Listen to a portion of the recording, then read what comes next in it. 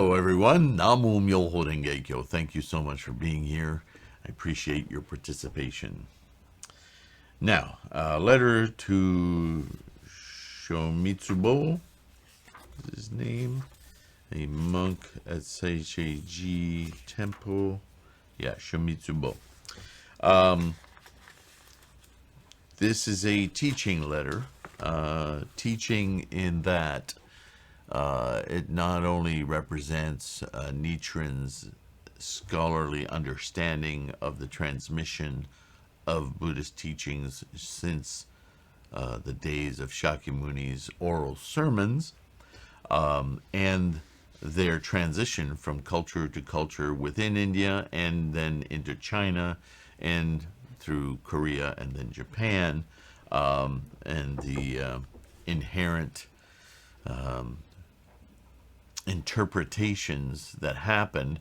For instance, going into China, there were concepts in Indian Sanskrit words, or, Sanskrit is a very, how shall I say, there must be a word for this, but it's a language that's more closely related to music and song, in that inflection, timing, all aspects of vocalizations are part and parcel of meaning and conceptual transmission to communicate.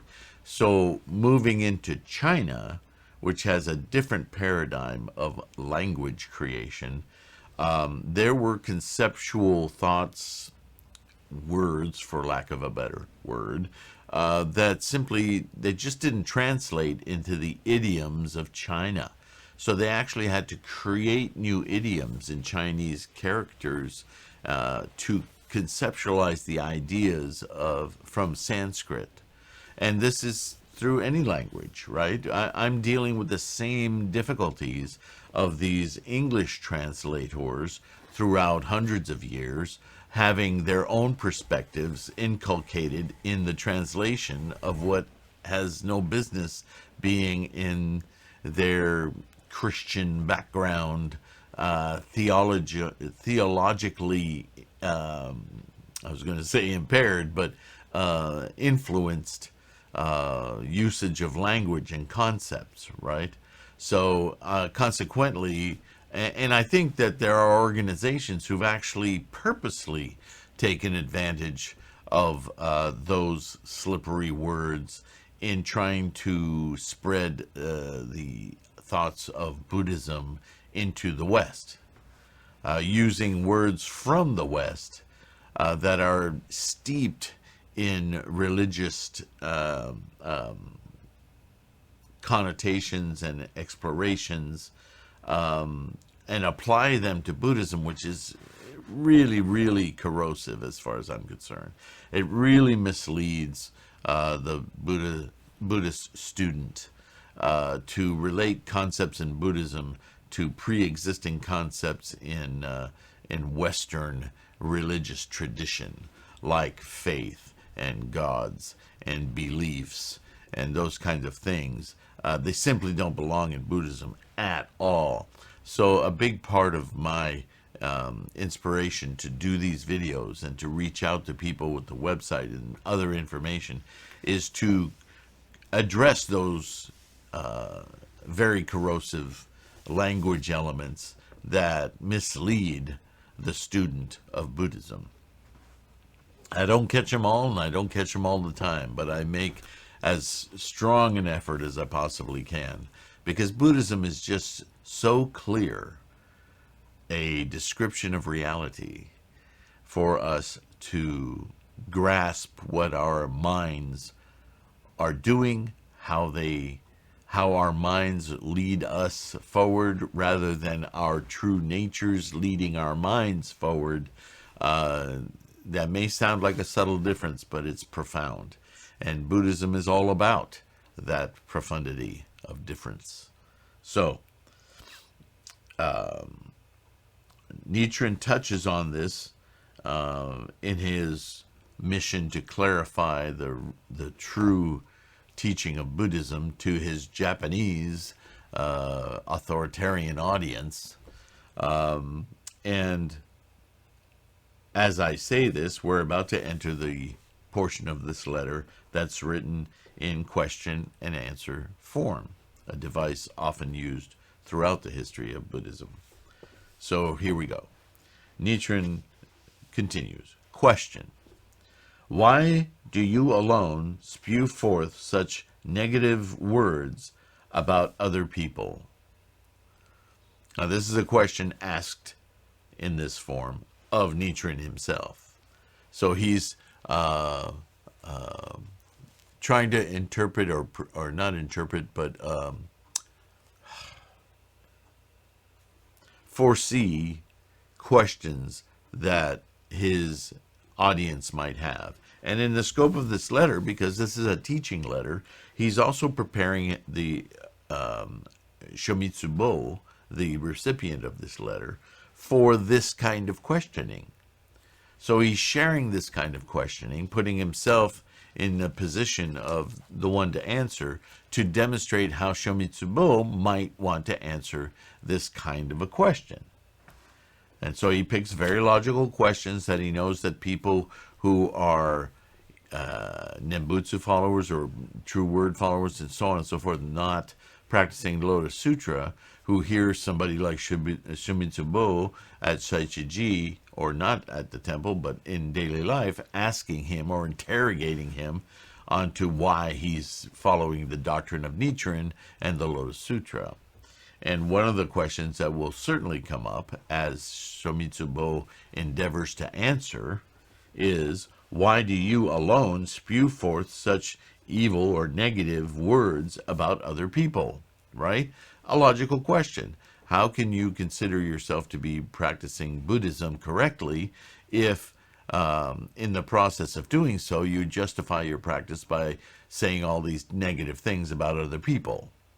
Right? That addresses that thing that we experience a lot here in the West by people who say, well, I thought you guys were pacifists and vegetarians. And this stigma of what it is to be a Buddhist, right? So how does Nichiren answer this question? Answer. I, Nichiren, or I, Shomitsu-bo, or I, Sylvain Chamberlain, am not condemning others. I am only pointing out the questionable places in their doctrines. If they want to be angry at me, well, then let them. I'm not, in other words, by addressing errors, we're not crucifying, quote unquote, very Western, our interlocutor. See, people take things personally, constantly. You can only take offense. When you correct somebody, you're not offering an offense. You're offering a helping hand. You're offering a redirection. You're offering a nurturing question to better the conversation. But in our societies today, oh my goodness, that can't even be approached, because immediately everything is taken to be an offense. I'm not offending you if I'm correcting you. I'm correcting you because I care about what you're doing. Right? But people take things more and more personally. We live in our time today in the most knee-jerk, offense-taking, defensive posture I've ever seen in my life, certainly. And how can we achieve anything of value, let alone peace, if we can't even broach subjects from different perspectives? You can't learn if you're not willing to let go of what you think you know in favor of something that might explicate your experience better. Right? So this is the question that Nichiren knows will arise. Everybody haunts up on their back heels and says, what I hear a lot today is, you think you're better than me. No, I'm trying. It's not that I'm not coming from a position of arrogance. I'm coming from a position of, there's a better way to do this. and you may be damaging yourself should you not take a good hard look at this. And you know what? If at some point you come back to me and go, you were wrong, which is a much more personal way of saying it, I'm going to be curious to hear your argument. Maybe I am wrong. Show me where I'm wrong. If I am, then I need to get to fixing that immediately. Thank you. Right? But that's not normally the attitude. The attitude is, huh, who are you? Right? So even in Nichiren's day, certainly, when a guy's got a sword by his side, you want to be careful of this kind of questioning. He goes on, long ago, the non-Buddhist doctrines spread throughout the 5 regions of India and prevailed there for 800 or 1,000 years, so that everyone, from the wheel-turning kings on down to the common people, bowed their heads in reverence. Right? Tradition, repetition, right? And yet, all its 95 schools were from first to last refuted by the Buddha. How could that even happen in a society that wouldn't listen to other people's opinions? So, far from what we're experiencing today in the latter day of the law, back when Shakyamuni was alive, he was able to address all of these hundreds and hundreds of years of tradition and ways of doing things and disassemble them, prove them, show them to be ineffectual, incorrect, erroneous, of no or little value. Now, certainly a lot of people hated him for that. His life was threatened many times. We read about it. But enough intellectuals were able, and remember, the intellectuals are the caste, the level of society that was responsible for knowledge, language, right, tradition. They were able to listen to him and see the reason and the reasoning behind his words. How wonderful would it be if we could do that today? In China, the fallacious doctrines of the monks or priests of the summary of the Mahayana school flourished for more than 100 years, but were later defeated. So this happened in China too. China, a very scholarly civilization. And the mistaken opinions of the Buddhist leaders of the North and the South, after being accepted for more than 300 years, were likewise refuted. And that was Tendai, remember? In Japan, the doctrines of the 6 schools of Nara were overturned after thriving for more than 260 years. Remember, this is the story of Dengyo, I believe. In fact, the great teacher Dengyo refutes them in some of his writings. In Japan, there are 5 schools that belong to Mahayana Buddhism, namely the Dharma Characteristics, 3 Treatises, Flower Garland, True Word, and Tendai schools. There are 3 Hinayana schools, the Dharma Analysis Treasury, Establishment of Truth, and Precepts School. Next, though the True Word, Flower Garland, 3 Treatises, and Dharma Characteristics schools derive from Mahayana Buddhism, if one examines them closely, one will find that, in fact, they all belong to the Hinayana. These are very bold statements he's making, but he's responding in this way. Remember the question? He's responding in this way to indicate to his interlocutor, stop taking offense to me pointing out errors. This is a long tradition of Buddhism, where the evolution of Buddhism and the Buddhist thought in the culture has to be cleansed, reinvestigated. Because old traditions are defeated, right? Interesting word to use. They're defeated because they're no longer efficacious. They do not apply. These are provisional stepping stones. They no longer work.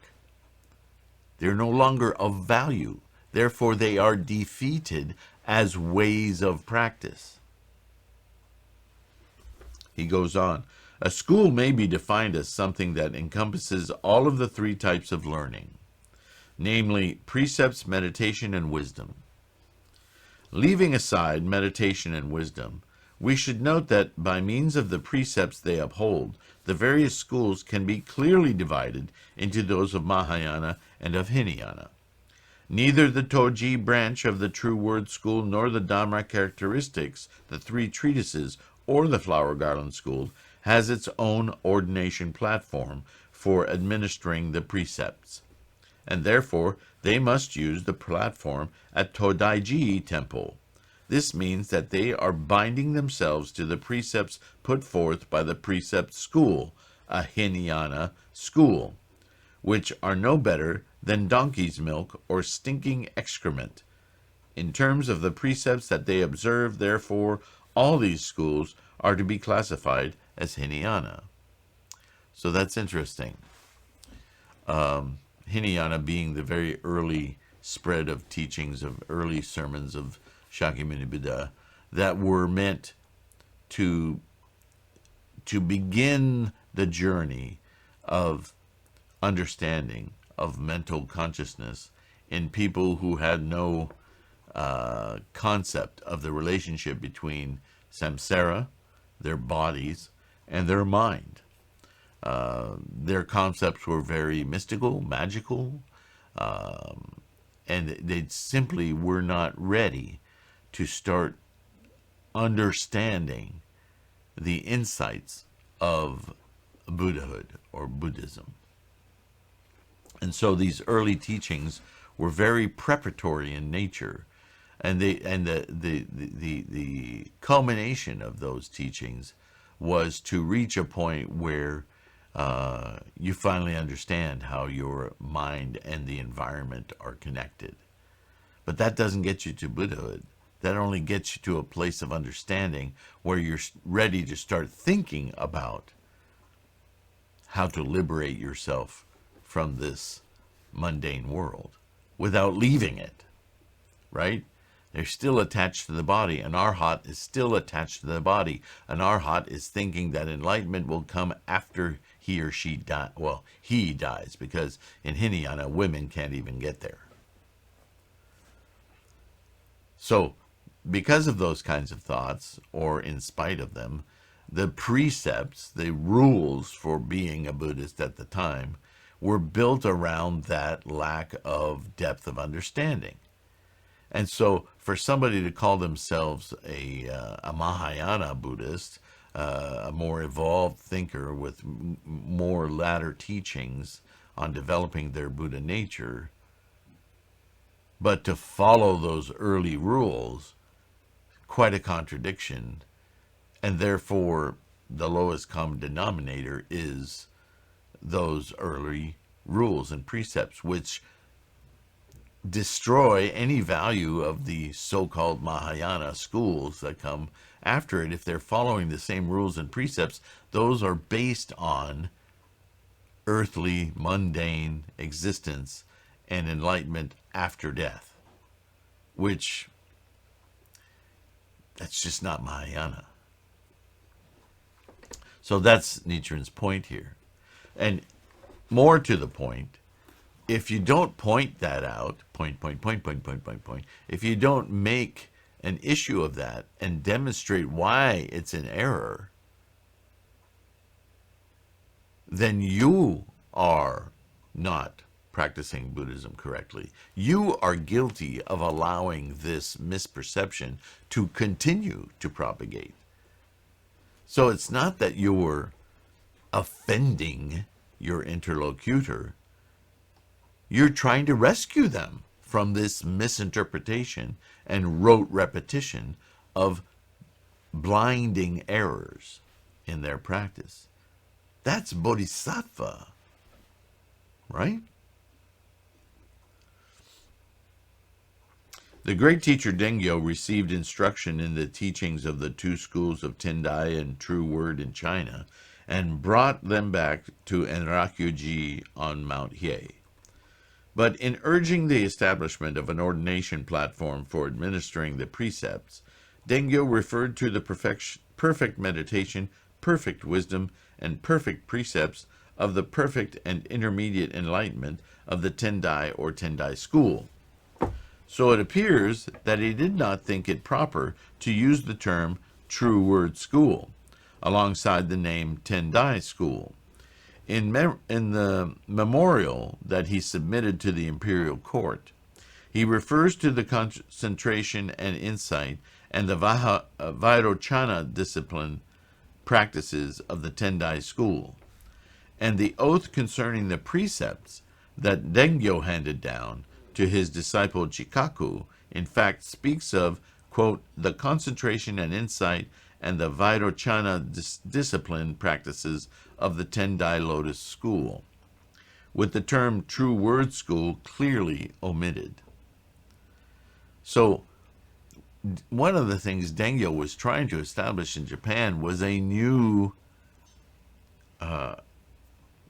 when they say ordination platform, if you went through the Gojikai ritual in your wherever you started to practice Nichiren Buddhism, and you were given a Gohonzon, or a mandala of Gohonzon, more accurately, you were asked to accept 3 precepts.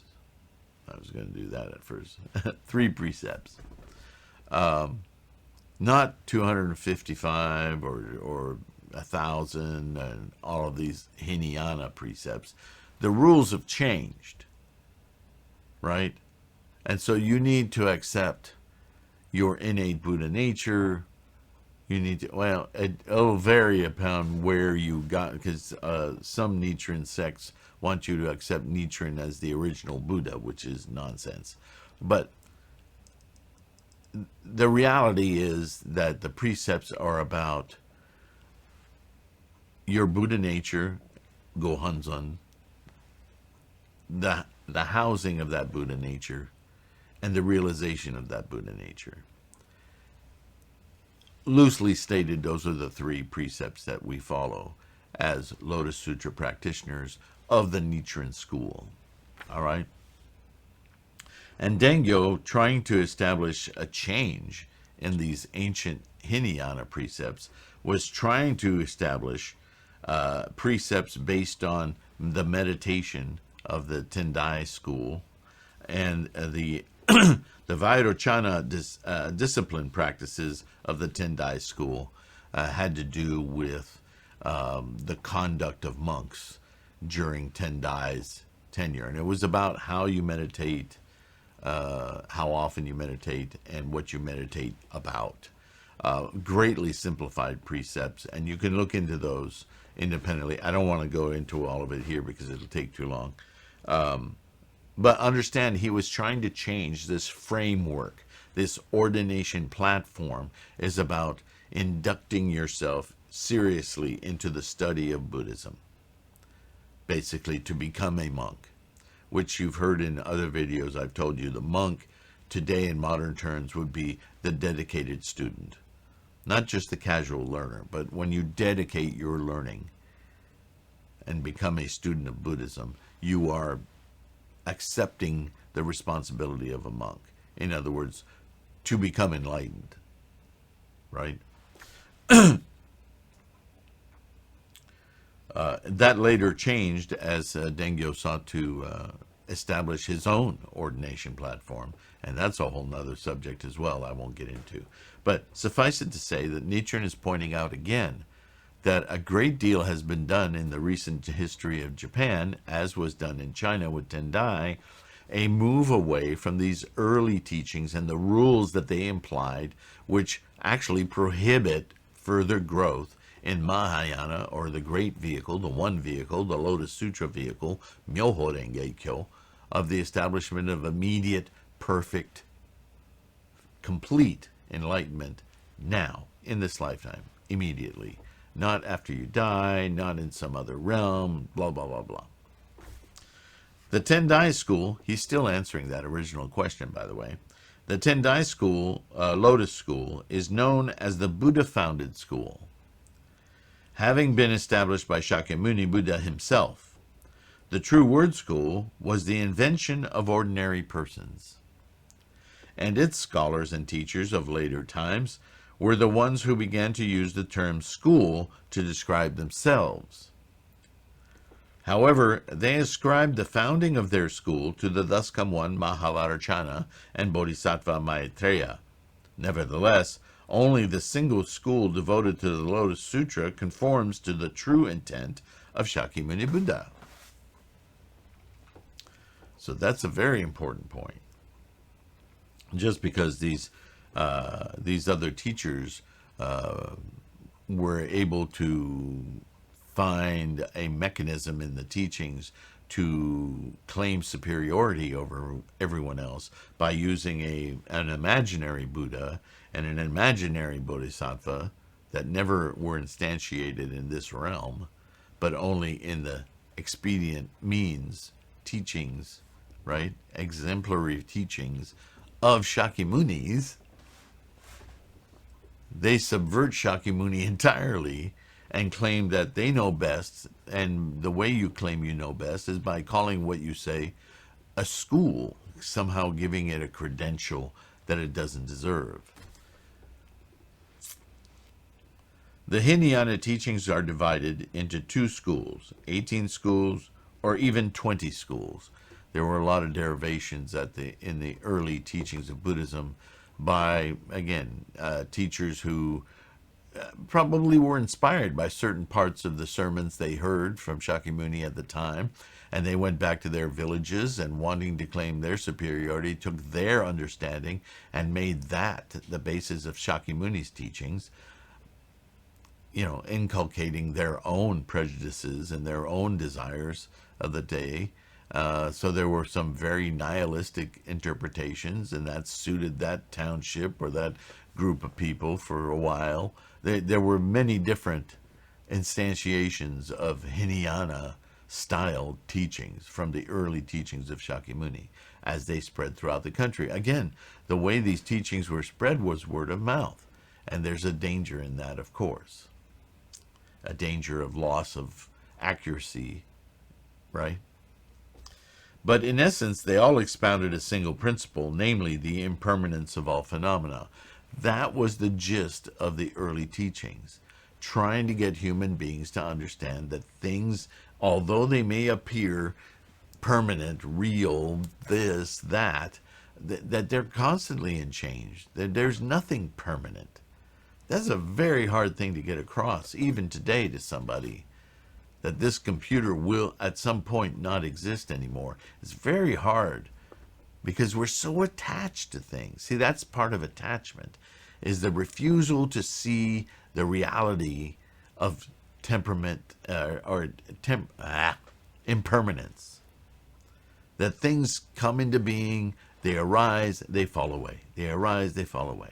They may arise for several years, but they will fall away, just as the great mountains and rocks and oceans will someday change. And they are, the bigger point, in this moment changing. This is a constant process. And so this was the main gist of Hinayana. The Dharma Characteristic School teaches that all phenomena arise from the mind alone and have actual existence. So that's already kind of a bastardization of that teaching. They're saying, yeah, everything's in flux because everything is conceived of and contrived in the mind. Nothing actually exists. It's all a mental projection. But when you project it mentally, it becomes actually existent. That's a completely skewed perspective. That's not right.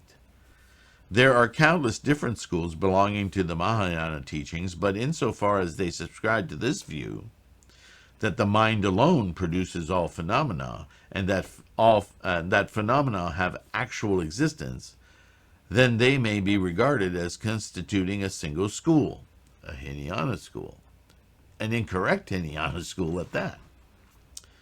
The Three Treatises school teaches that all phenomena arise from the mind alone and are without real existence.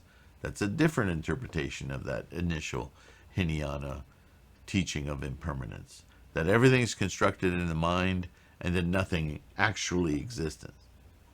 Again, there are countless different Mahayana schools, but insofar as they subscribe to this view, that the mind alone produces all phenomena, and that phenomena have no real existence, then they may be regarded as constituting a single school as well.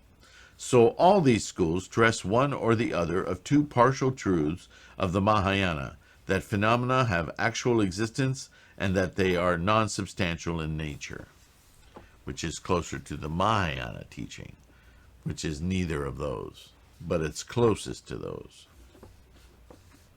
As for the flower garland and true word schools, if we were to speak generously of them, we would say that they represent the doctrine of the middle way that is independent of non-substantiality and temporary existence, while if we were to speak strictly of them, we would have to say that they are on a level with the two above-mentioned Mahayana views of phenomena. In terms of their content, the Mahavajracana Sutra cannot compare even with the Flower Garland or Wisdom Sutras.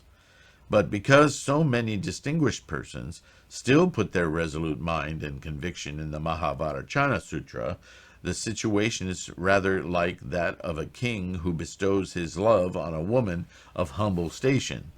The Mahavajracana Sutra is like a woman of humble station because its principles do not go beyond the doctrine of the middle way that is independent of non-substantiality and temporary existence. And the scholars and teachers who have upheld the Mahavajracana Sutra are comparable to a king because they command respect and influence among the people. Sorry about that. Since we are now living in the latter age, when people are shallow in wisdom and puffed up with pride, it is unlikely that anyone will heed the points I've just made in the discussion above. But when a sage or a worthy appears, then the full truth of the matter will no doubt become clear. Because I care about you, I have written this letter as a guide. I hope you will study it when you have time. The points I have touched on here are very important matters of doctrine. When paying respect to Bodhisattva Space Treasury, you should make a regular practice of reading this aloud. Sent to Shomitsu-bo, Nichiren. So, very interesting that not only is he trying to help Shomitsu-bo here, but being as Shomitsu-bo is a monk studying at Seshoji Temple, he wants to make sure that this doctrine, this understanding of the teachings is promulgated, that he spreads this out, that when he does his rituals of recitation, in this case to a particular bodhisattva, that he interrupt that with reading aloud this doctrine that he's sharing with him. That the Mahayana teaching teaches not only the impermanence of things, but that samsara is a realm where, mental or not, we experience things. And as we experience those things, we attach ourselves, we obsess ourselves, we create desire, wants, and collections of things, which is what anchors us to this mundane existence, this mundane mental construct of life. And that what's important to remember in Mahayana is that your mental intent and attitude about these attachments is separated. Yes, you're in samsara, you're a human being. These things exist, you exist. But everything exists in constant flux is the beginning of understanding that all of this is a mental attachment, that everything is slippery. It's not, it doesn't continue to exist. It is constantly in a state of deterioration. Your life, as well as everything in it, the entire world, the universe itself, is constantly in a process of flux, change, and is arising and deteriorating at the same time. And use that understanding of the experience of samsara, to disconnect yourself from that aspect of it so that you can observe the arising and deterioration. When your mind makes that shift, you are detaching yourself from that process. You don't get rid of it. You don't annihilate it. You simply become an observer of it. And with that distance comes an awareness of the process at large. And that distance provides a lens by which you can totally understand, observe, and appreciate the experience of knowing that, the experience of this process that we call life, that has nothing within it and everything within it. Because everything exists from potential and returns, when it degrades completely, back into the energy of potential. Everything is a temporary instantiation from this froth of potential, or the froth itself is instantiation of potential, and we're caught in the froth. And to observe the froth is to observe the greater vehicle of this existence without beginning or end, of Buddhahood, Buddha-ness, awareness. And then what washes through you is a tremendous appreciation for the ability to experience it. This is awakening, my friends. This is enlightenment. This is Mahayana. This is Lotus Sutra. It is only in the Lotus Sutra that this is made abundantly clear.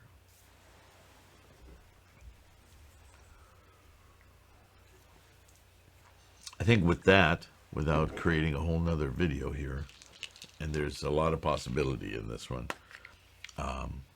we'll close out part 2 of Letter to Shomitsu-bo.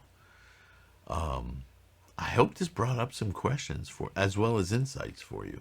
I hope this sends you on chases of information, because this is the exciting part, as far as I'm concerned, of Buddhist practice. Hearing these things and trying to deeply understand them, absorb them, and put them into action. All 3 of those are various challenges to our practice, to the way that we become enlightened beings. So don't forget, I think it's much easier to listen to a podcast than it is to read a book. I personally like a hard copy of a book to look at the words and the sentences, reread them as I'm reading, highlight them, take them, circle the words as points of departure to go and research. I like having that document. I think there's a lot of value to that. But I think there's a lot of value also to listening to somebody else reading these things, as Nichiren is telling Shomitsu-bo to do in his Sangha. To share these things aloud is to hear them in different contexts, especially if you're doing some other activity, or even just laying down and relaxing and listening to a podcast. You will hear it differently. You will think about it differently. So I think the podcast can be very valuable as well. Anyway, the Buddhahood podcast, wherever you get your podcasts. And support if you can, always greatly appreciated. Part of the effort. Unfortunately, things cost money, as you well know. So your support is greatly appreciated. But just downloading the podcast and watching these videos is equally gratifying for our Sangha to continue to practice well, to practice strongly, and to keep our life conditions as high as possible. You can interpret that different ways, but I think you know what I mean. Stay strong, stay healthy, and I'll see you in the next one. Bye for now.